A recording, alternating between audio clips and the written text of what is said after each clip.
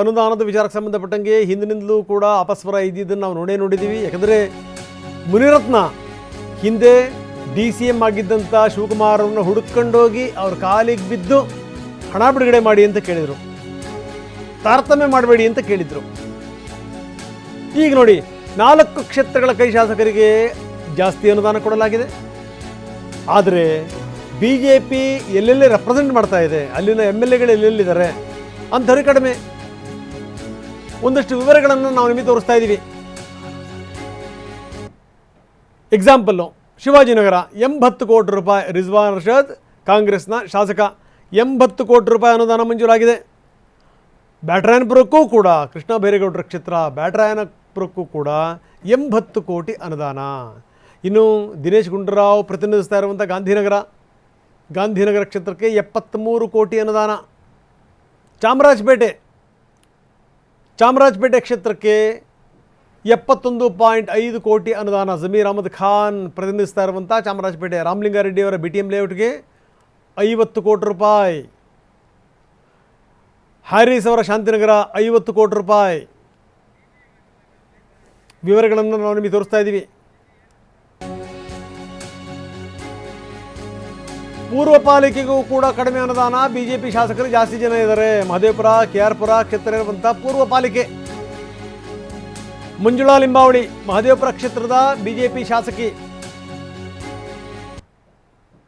ಇನ್ನು KR ಪುರಂ ಕ್ಷೇತ್ರದ ಶಾಸಕ ಬೈರತಿ. ಇಬ್ಬರಿಗೂ ಕೂಡ ಕಡಿಮೆ ಅನುದಾನವನ್ನು ಕೊಡಲಾಗಿದೆ. ಇಬ್ಬರಿಗೂ ಸೇರಿಸಿ 110 ಕೋಟಿ ರೂಪಾಯಿ ಬಿಡುಗಡೆ ಮಾಡಿದೆ ಅಂತೆ. ಸೊ ಇದು ಸಂಗತಿ. ಕೈ ಶಾಸಕರಿಗೆ ಹೆಚ್ಚಿನ ಅನುದಾನ, BJP ಶಾಸಕರಿಗೆ ಕಡಿಮೆ ಅನುದಾನ.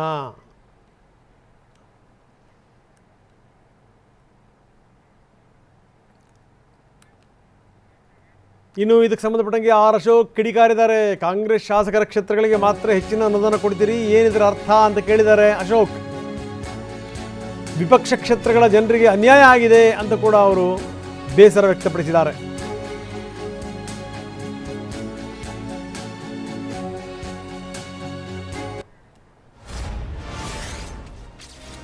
ಮುಖ್ಯಮಂತ್ರಿ DK ಶಿವಕುಮಾರ್ ಅವರೇ, ನೀವು ಕರ್ನಾಟಕದ ಮುಖ್ಯಮಂತ್ರಿಯೇ ಅಥವಾ ಕಾಂಗ್ರೆಸ್ ಶಾಸಕರ ಕ್ಷೇತ್ರಗಳ ಮುಖ್ಯಮಂತ್ರಿಯೇ? ಅತ್ಯಧಿಕ ಅನುದಾನ ಪಡೆದಿರುವ 4 ವಿಧಾನಸಭಾ ಕ್ಷೇತ್ರದಲ್ಲೂ ಕಾಂಗ್ರೆಸ್ ಶಾಸಕರು ಪ್ರತಿನಿಧಿಸುವ ಕ್ಷೇತ್ರಗಳೇ.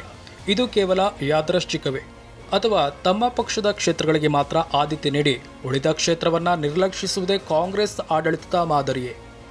ವಿಪಕ್ಷದ ಶಾಸಕರು ಪ್ರತಿನಿಧಿಸುವ ಕ್ಷೇತ್ರಗಳ ಜನರು ಏನು ತಪ್ಪು ಮಾಡಿದ್ದಾರೆ?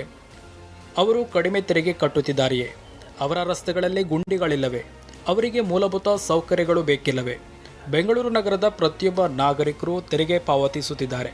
ಹಾಗಿದ್ದರೆ ಪ್ರತಿಯೊಬ್ಬರು ಉತ್ತಮ ರಸ್ತೆಗಳು ಮತ್ತು ಉತ್ತಮ ಗುಣಮಟ್ಟದ ನಾಗರಿಕ ಮೂಲ ಸೌಕರ್ಯಗಳನ್ನು ಪಡೆಯುವ ಹಕ್ಕನ್ನು ಹೊಂದಿದ್ದಾರೆ. ಸಾರ್ವಜನಿಕರ ಹಣವನ್ನು ಪಕ್ಷದ ಆಧಾರದ ಮೇಲೆ ಹಂಚಿಕೆ ಮಾಡುವುದು ಸರಿಯಲ್ಲ. ಗುಂಡಿಗಳಿಂದ ಹದಗೆಟ್ಟ ರಸ್ತೆಗಳು, ಮಳೆ ಬಂದಾಗ ಉಂಟಾಗುವ ಪ್ರವಾಹ ಹಾಗೂ ತೀವ್ರ ಸಂಚಾರ ದಟ್ಟಣೆಯಿಂದ ಬೆಂಗಳೂರು ತತ್ತರಿಸುತ್ತಿರುವಾಗ ನಿಮ್ಮ ಸರ್ಕಾರ ಜನರ ಸಮಸ್ಯೆಗಿಂತ ರಾಜಕೀಯ ಲೆಕ್ಕಾಚಾರಗಳಿಗೆ ಹೆಚ್ಚಿನ ಆದ್ಯತೆ ನೀಡುತ್ತಿರುವಂತೆ ಕಾಣುತ್ತಿದೆ. ಇದು ತೆರಿಗೆದಾರರ ಹಣ.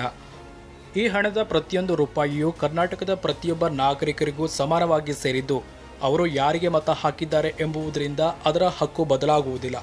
ಒಬ್ಬ ಮುಖ್ಯಮಂತ್ರಿ ಪಕ್ಷಾತೀತವಾಗಿ ರಾಜ್ಯವನ್ನು ಆಡಳಿತ ನಡೆಸಬೇಕು. ಕಾಂಗ್ರೆಸ್ ಪಕ್ಷದ ಜಿಲ್ಲಾಧ್ಯಕ್ಷರಂತೆ ವರ್ತಿಸಬಾರದು. ಸಾರ್ವಜನಿಕರ ಹಣವನ್ನು ಆಡಳಿತ ಪಕ್ಷದ ಕ್ಷೇತ್ರಗಳಿಗೆ ಮಾತ್ರ ಹೆಚ್ಚು ಮೀಸಲಿಡುತ್ತಿರುವಂತೆ ಕಂಡುಬಂದರೆ ಕರ್ನಾಟಕಕ್ಕೆ ಎಲ್ಲರ ಮುಖ್ಯಮಂತ್ರಿಯಾಗಿದ್ದಾರೆಯೇ ಅಥವಾ ಕಾಂಗ್ರೆಸ್ ಪಕ್ಷದ ರಾಜಕೀಯ ನಿರ್ವಾಹಕರಾಗಿದ್ದಾರೆಯೇ ಎಂಬ ಪ್ರಶ್ನೆ ಜನರಲ್ಲಿ ಮೂಡುವುದು ಸಹಜ. ಕರ್ನಾಟಕಕ್ಕೆ ಬೇಕಾಗಿರುವುದು ಸಮಾನ ಆಡಳಿತ. ಆಯ್ದ ಕ್ಷೇತ್ರಗಳಿಗೆ ಮಾತ್ರ ಸೀಮಿತವಾದ ಕ್ಷೇತ್ರ ಅಲ್ಲ. ಬೆಂಗಳೂರಿಗೆ ಬೇಕಾಗಿರುವುದು ತಾರತಮ್ಯ ಅಲ್ಲ, ಸಮಾನ ಅಭಿವೃದ್ಧಿ.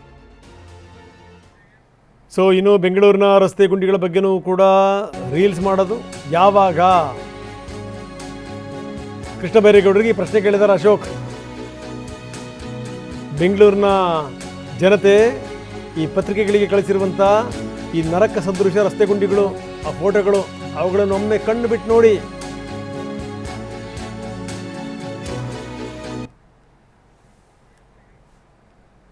ಸೊ ನಾವು ತೋರಿಸ್ತಾ ಇದ್ದೀವಿ. ನೀವು ಬೆಂಗಳೂರಿನ ರಸ್ತೆ ಗುಂಡಿಗಳ ಬಗ್ಗೆ ರೀಲ್ಸ್ ಮಾಡೋದು ಯಾವಾಗ ಅಂತ ಕೇಳಿದ್ದಾರೆ ಕೃಷ್ಣ ಬೈರೇಗೌಡರಿಗೆ ಅಶೋಕ್. ಒಂದಿಷ್ಟು ನೋಡಿ. ಬೆಂಗಳೂರು ಜನತೆ ಈ ಪತ್ರಿಕೆಗಳಿಗೆ ಕಳಿಸಿದಾರಲ್ಲ ಆ ಫೋಟೋಗಳನ್ನು ನೋಡಿ, ವಿನಾಯಕ ಲೇಔಟು, ನಾಗರಬಾವಿ, ಮುದ್ದಿನಬಾಳ್ಯ, ಜಯನಗರ 8ನೇ ಬ್ಲಾಕು, ಹೀಗೆ ಪ್ರತಿ ರಸ್ತೆಯಲ್ಲೂ ಕೂಡ ಗುಂಡಿಗಳು ಗುಂಡಿಗಳು ಗುಂಡಿಗಳು. ಬೆಂಗಳೂರನ್ನ ಫೇಲ್ಡ್ ಮಾಡೆಲ್ ಅಂತ ಕರೆಯೋ ಮುಖಾಂತರ ಬ್ರಾಂಡ್ ಬೆಂಗಳೂರು ನಿರ್ಮಾಣ ಮಾಡ್ತೀವಿ ಅಂತ ಕೊಚ್ಕೊಳ್ತಾ ಇದ್ದಂಥ ನಿಮ್ಮ ಮುಖ್ಯಮಂತ್ರಿಗಳ ಅಸಲಿ ಮುಖ ಏನು ಅಂತ, ಅಸಲಿ ಬಂಡವಾಳ ಏನು ಅಂತ ನೀವೇ ಬಯಲು ಮಾಡಿದ್ದೀರಿ. ಬೆಂಗಳೂರಿನ ಇಂದಿನ ದುಸ್ಥಿತಿಗೆ ನೀವೇ ನೇರ ಹೊಣೆಗಾರರು.